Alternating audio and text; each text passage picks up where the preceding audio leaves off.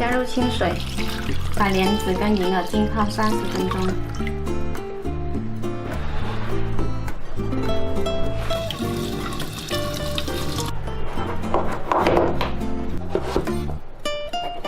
把南瓜皮给它去掉，然后再给它切成小块。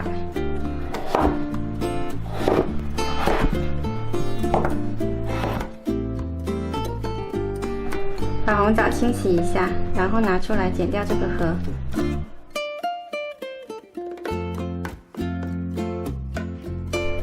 泡发好的莲子给它清洗一下，然后放到砂锅里。泡发好的银耳呢，给它剪掉根部。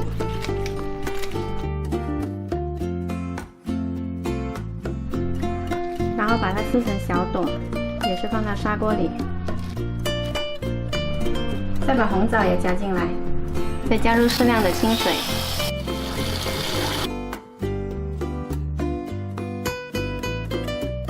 先大火煮开，再转小火煲20分钟。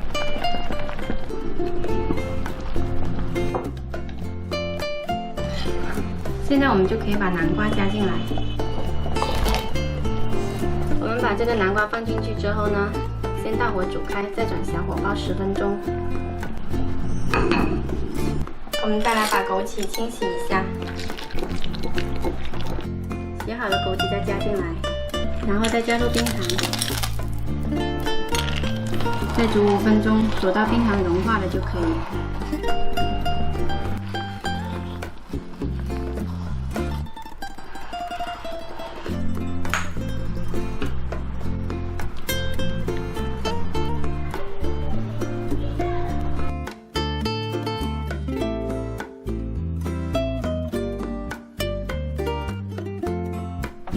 我们这碗南瓜银耳莲子羹呢，它做法简单，它具有补血、美容、养颜的作用。